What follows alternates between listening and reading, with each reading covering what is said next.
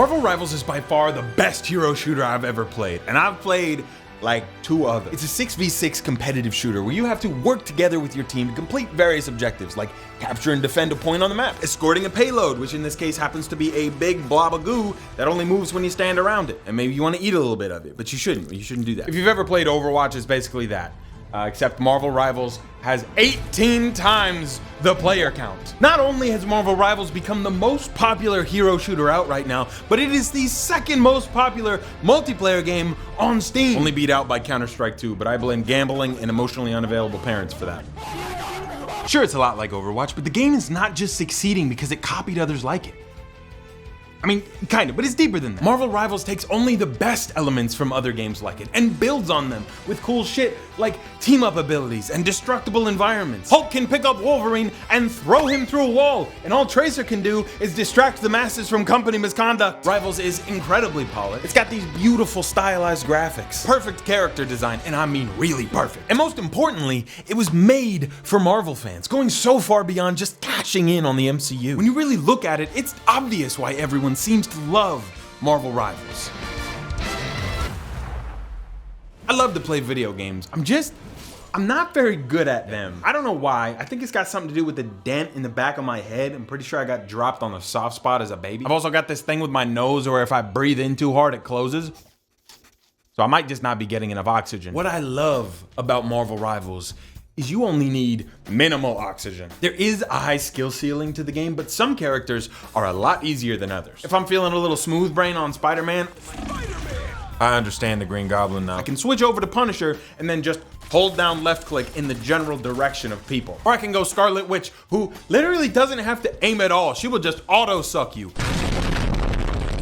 Wait, I mean, she barely has to try to finish you off. Each character has a star rating for how difficult they are to play, and the more stars they have, the harder they are to master. For someone like me, I can pick a 1-star hero and still hold my own against other players who are probably better than me. Unfortunately for my entire team though, I've loved Spider-Man for my entire life, so even though he is the hardest character to play, I will still insta-lock him and proceed to get 0 kills for the entire game. But that's okay, Spider-Man doesn't kill, I'm just lore accurate. But even learning the hardest characters in this game is so much easier than it would be in other games like it, and that's because the roles here are so much less rigid. They've got 3 archetypes for a team makeup. Vanguard, which is your big boy who tanks a lot of damage. Duelist, that's your smack boy that does a lot of damage. And Strategist, that's your Healy boy that does a lot of healing. Say it with me now, big boy, smack boy, Healy boy. Having a team balanced between these 3 roles is usually how you play effectively, but these roles aren't as rigid as they seem. Adam Warlock is a strategist, so he's meant more for support, but god damn can he do some damage as well. Mr. Fantastic, the new character, is a duelist, but he has the ability to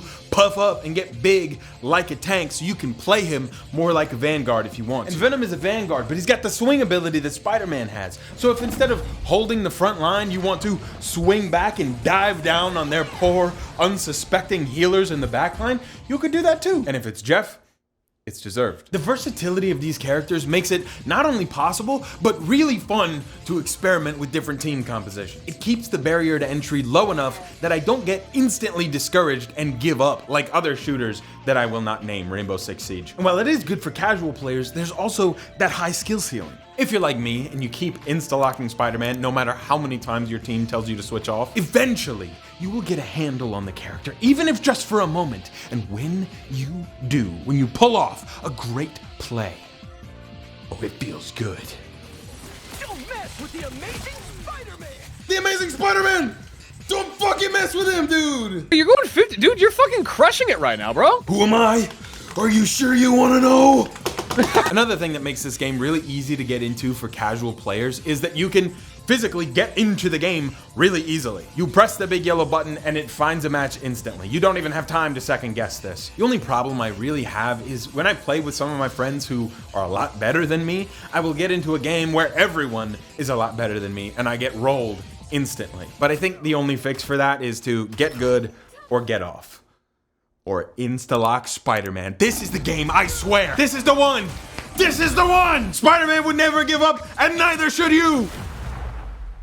Marvel is a huge brand that has been portrayed in so many different ways over the years. The difference between how these characters have looked between iterations is pretty drastic. And it's kind of crazy to say that this multiplayer shooter has the best designs for Marvel characters I have seen in a long time. Spider-Man has not looked this cool since Spider-Verse. Yes, I think it looks cooler than the Spider-Man 2 game. I'm standing on that. Somehow they made Hawkeye look like a badass instead of a Honda salesman. And whenever Invisible Woman is on my team, I'll hold the backline like a champ. But it's not just their costumes and designs that look cool, it's the little details that make all of this so great. Look at the way that Venom sticks to the wall and rips away when he's climbing. These unique cyber visuals for Penny Parker. And Squirrel Girl has a companion squirrel on her shoulder that throws her nuts to reload and emotes depending on what's happening. I could go on about this forever because every single character has such a strong visual identity, from their overall design down to the small 2D effects around them. Now compare this to the most recent Avengers game, and it is not even close. Captain America in the Avengers game looks like he's waiting for his mom to pick him up from Airsoft, whereas Captain America from Rivals looks like he's waiting to pick up your mom, about to be the dad who stepped up. Avengers Thor just looks like Chris Hemsworth. They didn't even try. Where Rivals Thor looks like he ate Chris Hemsworth. Hulk was almost as bottom heavy as Invisible Woman. Hawkeye, I mean, he never really stood a chance to begin with, but god damn, they really did him wrong. No matter who you compare, everyone in Rivals is just the cooler Daniel. And the biggest difference, which is so obvious, is that they actually gave a shit about these characters when designing them. In an article on CBR.com, the game's creative director was quoted as saying, "When it comes to designing characters in our game, we usually dive really deep into the background and personality of each Marvel character, so every character's gameplay mechanic and skill is really crafted to reflect who those heroes really are in the comics." Whereas the creative director at Virtuous, a studio that helped develop Marvel Rivals, is quoted as just apologizing for being a part of the game. It's okay, man, I forgive you. The Marvel Rivals team, while yes, obviously trying to make a buck off some popular characters, also gives a shit about these characters, so I will give them my bucks. But if anything, my question right now is, why are they not milking this even more? The battle pass is reasonably priced, the skins in the shop are expensive, but there's really not a ton of them. The game itself is free to play. What's going on here? I can't play Spider-Man for shit, but there are at least 20 Spider-Man suits that I would give my life savings for in this game. $20.99, Spider-Man Noir, any of the Ben Reilly suits except Chasm. Why did we choose this one? Give me every movie suit ever, and while we're at it, throw in Spectacular Spider-Man. Superior Spider-Man, goddammit. You just added Fantastic Four, give me Future Foundation. Anything symbiote, please. Or, if you really want to go crazy, make it so that whenever you're on a team with Venom, you get the symbiote version of whatever suit you're wearing instead of the weird like shoulder pads that you get. This is just one character from a roster of 35 characters who have plenty of alternate suits in the comics. They've already added in the classic blue Venom, which I don't know how to get, but I really need it. I don't even play Venom, I just want it. Just adding in comic accurate suits alone would generate them Fortnite amounts of money. The Battle Pass has some okay skins on it, and the shop really only has MCU related skins, which I personally just don't give a shit about. And then there's the Invisible Woman skin, and I mean, they're starting to milk it a little bit, clearly. I'm not saying they need to milk it. If anything, I'm happy that they're focused on telling this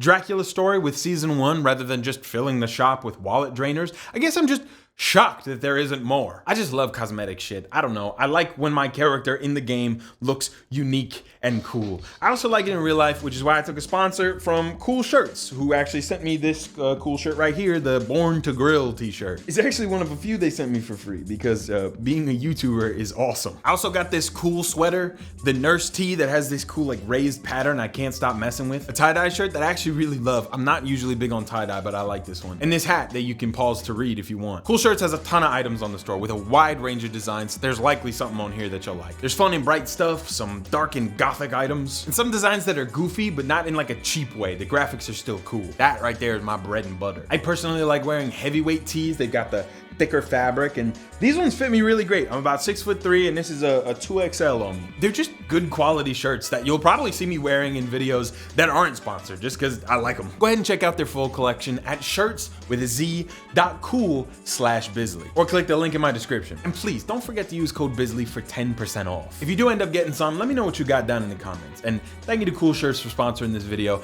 I'm very happy to be promoting something that I actually believe in. A lot of Marvel's more recent popularity is definitely thanks to the MCU, the highest grossing film franchise of all time. It not only changed the film industry for better or worse, but it also fully shaped how people see Marvel now. Before those movies came out, characters like the Guardians of the Galaxy, Black Panther, or even Iron Man were not exactly A-list heroes. And now when anyone talks about Marvel, those are some of the first you think of, with Iron Man probably being seen more as the face of Marvel than Spider-Man was. At this point, there have been many examples of people trying to cash in on the MCU, with the Avengers game being the biggest example of that. But Marvel Rivals, while acknowledging the popularity of these characters by giving us 4 of the Guardians of the Galaxy members, still isn't afraid to add in characters to the game who've never appeared in a movie before. Characters like Squirrel Girl, Psylocke, Magic, Cloak and Dagger, Jeff the Shark, and Luna Snow. Just don't think too hard about the fact that the only characters chosen were either hot women or a cute animal mascot. If anything, this is still in line with the comics. Those panels were charged. You think the Invisible Woman skin goes crazy? Go look at the actual outfit from the comics. Skins is actually another great point though. They added in this skin for Mr. Fantastic